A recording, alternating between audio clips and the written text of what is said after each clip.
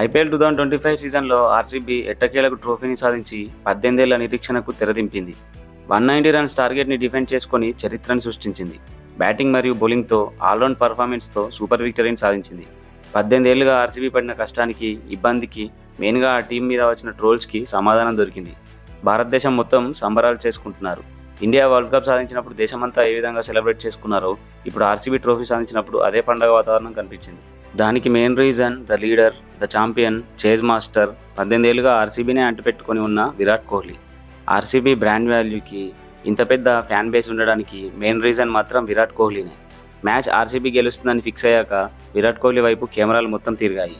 ఎంతో ఎమోషనల్ అయిన కోహ్లీ ఆర్సీబీ విజయంతో ఏడ్ చేశాడు.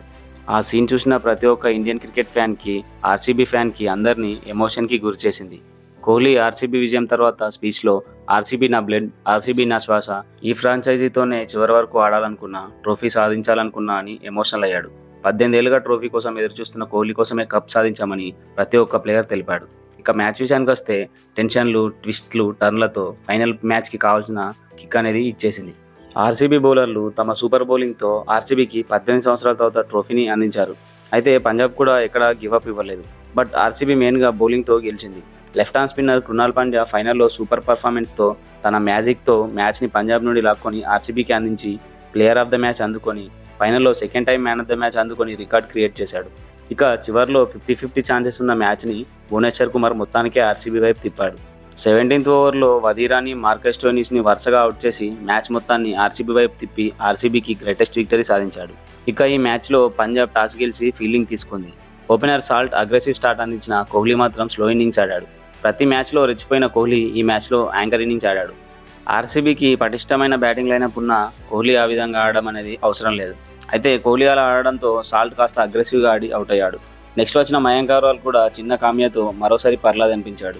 ఇక కోహ్లీ మ్యాచ్లో 35 బంతుల్లో 43 రన్స్ సాధించాడు. నెక్స్ట్ వచ్చిన పటిదార్, లివింగ్స్టోన్ అగ్రెసివ్ ఇన్నింగ్స్ ఆడగా ఆర్సీబీ 20 ఓవర్లకి 190 పరుగులు చేసింది. అయితే ఆ గ్రౌండ్ మాత్రం 190 స్కోర్ పిచ్ మాత్రం కాదు. కానీ భువనేశ్వర్ కుమార్ మాత్రం మా టార్గెట్ స్కోర్ 180 అని, మా బ్యాట్స్మెన్స్ మరో పరుగులు ఎక్కువగా సాధించారని మ్యాచ్ అయ్యాక తెలిపాడు. నిజానికి లీగ్ మ్యాచ్లో మాత్రం ఆ టార్గెట్ ఈజీనే. బట్ ఫైనల్ మ్యాచ్ కాబట్టి ప్రెజర్ ఉంటుంది కాబట్టి 190 స్కోర్ అనేది కూడా మ్యాచ్ విన్నింగ్ టార్గెట్ అని చెప్పాలి. అయితే కోహ్లీ, పటిదార్ అవుట్ అయ్యాక జితేష్ శర్మ ఒక మైండ్ బ్లోయింగ్ నాక్ అందించాడు. కేవలం 10 బంతుల్లోనే 2 సిక్స్లు, 2 ఫోర్లతో 24 రన్స్ సాధించాడు. సో దీంతో ఆర్సీబీ 190 రన్స్ సాధించింది. అయితే చివరి ఓవర్లో 200+ స్కోర్ సాధిస్తుందనుకున్న హర్షదీప్ లాస్ట్ ఓవర్లో 3 రన్స్ మాత్రమే ఇచ్చి 3 వికెట్లు తీసుకొని ఆర్సీబీని 200 స్కోర్ చేయకుండా కంట్రోల్ చేశాడు. బౌలింగ్లో పంజాబ్ పర్లేదనిపించింది. అయితే హర్షదీప్ స్టార్టింగ్లో పరుగులు ఇచ్చాడు. తన స్ట్రెంత్ అయిన స్వింగ్ని పక్కన పెట్టి షార్ట్ పిచ్ బాల్స్తో ప్రయోగాలు చేసి పరుగులు సమర్పించుకున్నాడు. అయితే చివరి ఓవర్లో ఎక్సలెంట్ కమ్బ్యాక్తో 3 వికెట్లు తీశాడు. హర్షదీప్ ఈ మ్యాచ్లో 4 ఓవర్లలో 40 రన్స్ ఇచ్చి 3 వికెట్లు తీసుకున్నాడు. ఇక జమీసన్ 1 ఓవర్లో 20+ రన్స్ ఇచ్చి మిగతా ఓవర్లో బాగానే వేసి 4 ఓవర్లలో 48 రన్స్ ఇచ్చి 3 వికెట్లు తీసుకున్నాడు.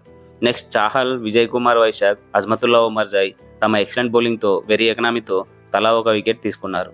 ఇక 191 టార్గెట్ని పంజాబ్ ఈజీగానే సాధిస్తుందని అనుకున్నారు. లాస్ట్ మ్యాచ్లో ముంబై ఇండియన్స్ మీద 200+ స్కోర్ టార్గెట్ని చేజ్ చేయడం, బ్యాట్స్మెన్స్ అందరూ ఫామ్లో ఉండడంతో పంజాబ్ కింగ్స్ టీం గెలుపు ఖాయమనుకున్నారు. అయితే ఫైనల్ మ్యాచ్లో పంజాబ్ కింగ్స్ బ్యాట్స్మెన్ స్ట్రగుల్ అయ్యారు. ఓపెనర్ ప్రియాంశార్య పర్లేదనిపించినా మరో ఇన్లో ప్రభ్-సిమ్రాన్ సింగ్ చాలా ఇబ్బంది పడ్డాడు. దీంతో పంజాబ్ కింగ్స్ పవర్ ప్లేలో ఒక వికెట్ కోల్పోయి 53 రన్స్ సాధించింది. నెక్స్ట్ ఫస్ట్ డౌన్లో వచ్చిన జోస్ ఇంగ్లీష్ మరోసారి రెచ్చిపోయాడు. ముంబైతో మ్యాచ్లో చేసిన రచ్చనే ఈ మ్యాచ్లో కూడా చేశాడు. సో దీంతో పంజాబ్ రిక్వైర్డ్ రన్ రేట్ కంట్రోల్లోనే ఉంది. అయితే ఆ టైంలో వచ్చిన కృణాల్ పాండ్యా జోస్ ఇంగ్లీష్ని అవుట్ చేయడంతో మ్యాచ్ ఆర్సీబీ వైపుకి టర్న్ అయింది. తర్వాత కృణాల్ పాండ్యా మరోసారి ప్రభ్-సిమ్రాన్ని అవుట్ చేయడం, ఆ తర్వాత రొమారియో షెఫర్డ్, కెప్టెన్ శ్రేయస్ అయ్యర్ని వచ్చిరాగానే అవుట్ చేయడం, ఈ విధంగా క్రూషియల్ టైంలో 3 వికెట్ కోల్పోవడంతో పంజాబ్ టీం ప్రెషర్లో ఆడి రిక్వైర్డ్ రన్ రేట్ చాలా పెరిగింది. నెహాల్ వదీరా ఈ మ్యాచ్లో బ్యాటింగ్లో చాలా స్ట్రగుల్ అయ్యాడు. అయితే కాస్త కుదురుకున్నాక ఒక 6 బాది ఊపు మీద కనిపించాడు. మధ్యలో శశాంక్ సింగ్ దూకుడుగా ఆడడంతో మ్యాచ్ మరోసారి 50-50 ఛాన్సెస్తో టెన్షన్తో నడిచింది. ఎప్పుడైతే భువీ 17th ఓవర్ వేశాడో ఇక అప్పుడు మ్యాచ్ ఆర్సీబీ వైపుకి తిరిగింది. నెహాల్ వదీరాని అవుట్ చేయడం, వచ్చిరాగానే 6తో కంగారు పెట్టిన స్టోయినిస్ని నెక్స్ట్ బాల్ అవుట్ చేయడంతో ఆర్సీబీ విక్టరీ దాదాపు ఖాయమైంది. భువీ ఆ ఓవర్లో 8 రన్స్ మాత్రమే ఇచ్చి 2 వికెట్లు తీసుకున్నాడు. ఇక నెక్స్ట్ ఓవర్ యశ్ దయాల్ బ్రిలియంట్గా వేసి ఒమర్ జైన్ అవుట్ చేసి జస్ట్ 5 రన్స్ మాత్రమే ఇవ్వడంతో టార్గెట్ 12 బాల్స్లో 41 రన్స్ అయింది. తర్వాత 19th ఓవర్లో భువీ 13 పరుగులు మాత్రమే ఇవ్వడంతో ఆర్సీబీ విక్టరీ కన్ఫర్మ్ అయింది. అయితే శశాంక్ సింగ్ లాస్ట్ ఓవర్లో 22 పరుగులు సాధించిన ఆర్సీబీ 6 పరుగుల తేడాతో గెలిచి తమ 18 సంవత్సరాల ఐపీఎల్ డ్రీమ్ని ఫుల్ఫిల్ చేసుకుంది. ఇక ఈ మ్యాచ్ విజయం తర్వాత మీరు పొందిన ఎక్స్పీరియన్స్ని కామెంట్ చేయండి. Thank you for watching.